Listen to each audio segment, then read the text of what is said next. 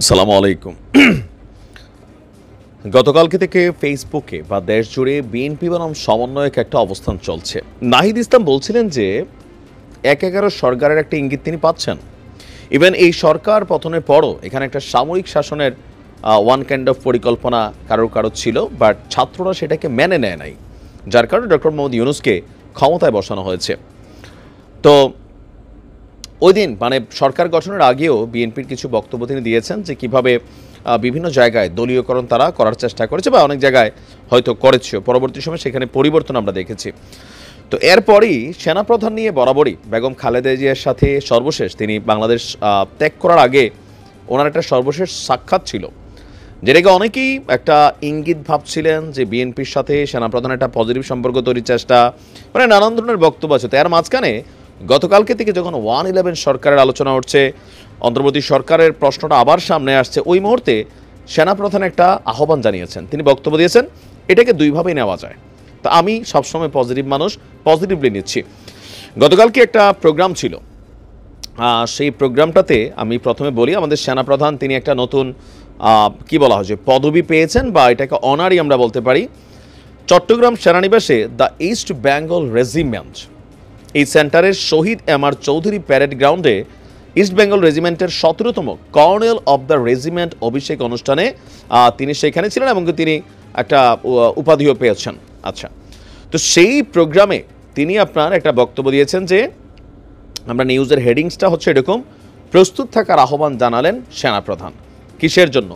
যে কোনো পরিস্থিতিকে মোকাবেলা করার জন্য, হতে পারে দেশি অথবা বিদেশি। বলছেন দেশের স্বার্থে যে কোনো ত্যাগ স্বীকার করতে প্রস্তুত থাকতে হবে সেনাবাহিনীর সব সদস্যদেরকে। তো জেনারেল ওয়াকারুজ্জামান তার বক্তব্যটা যেরকম ছিল, আমরা যদি বলি গণমাধ্যমকে কোচ করে যে কয়েক বছর ধরে বাংলাদেশের সেনাবাহিনীতে আধুনিক প্রযুক্তি নির্ভর এবং যুদ্ধোপযোগী যুদ্ধাস্ত্র সরঞ্জাম সংযোজনের মাধ্যমে আপনার বাহিনীর সক্ষমতা বেড়েছে। শেখ হাসিনার সরকার সামরিক খাতকে মোটামুটি আপনার শক্তিশালী করছে, ওনার কথাটা বোঝাই যাচ্ছে। সেনাপ্রধান বলছে সেনাবাহিনীর সক্ষমতা আরও বাড়াতে ইঞ্জিনিয়ার্স ডিফেন্স ইন্ডাস্ট্রির কাজ চলমান, সেনাবাহিনীর যুদ্ধোপযোগী এবং আধুনিক যুদ্ধাস্ত্র এবং সরঞ্জাম যোগানে আমি সচেষ্ট থাকব। তারপর তিনি বলছেন যে প্রত্যেক সদস্য তাদের উপর অর্পিত দায়িত্ব সর্বোচ্চ পেশাদারিত্বের সঙ্গে পালন করবেন এবং প্রয়োজনে জীবন উৎসর্গ করতেও দ্বিধা করবেন না।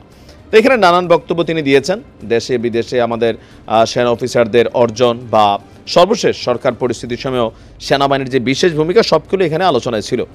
তো তিনি আসলে আমার ধারণা যে একজন সেনা প্রধান হিসাবে তিনি তার অফিসার্সদের, তার সোলজার্সদের মনোবল বাড়ানোর জন্য, ইভেন যে কোনো মুহূর্তে যুদ্ধ পরিস্থিতি বাংলাদেশেও হইতে পারে, দেশে বিদেশে যে কোনো কিছু ঘটতে পারে, যেমনটা আমরা গত 5ই আগস্ট দেখছি, আর আগের সময়টা দেখছি।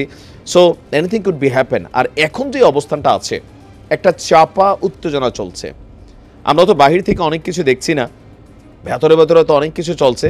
সো এই উত্তেজনায় যে কোনো পরিস্থিতিতে আবারও মাঠকে কন্ট্রোল রাখতে হলে এটা সেনাবাহিনীর দ্বারাই সম্ভব, অন্যদের দ্বারা সম্ভব না, এটা হচ্ছে প্র্যাকটিক্যাল।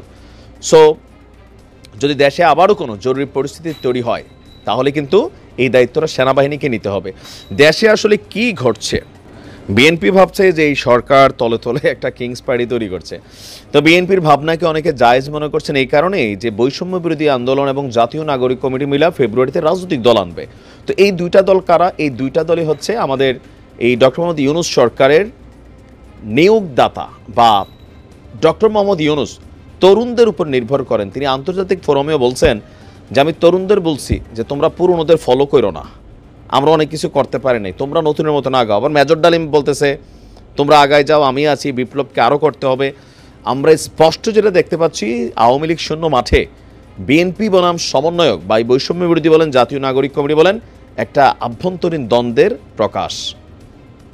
সো এই দুইটা শক্তি যদি সংঘর্ষে লাগে, একটা অস্থিতিশীল পরিবেশ তৈরি হবে, রক্তক্ষয়ী সংঘর্ষ হবে, তখন সেনাবাহিনীকে আবারও হয়তো মাঠে ওইভাবেই নামতে হবে। তো সব কিছু মিলিয়ে সেনাবাহিনীকে প্রস্তুত থাকতে হবে, সেটাই বাস্তব।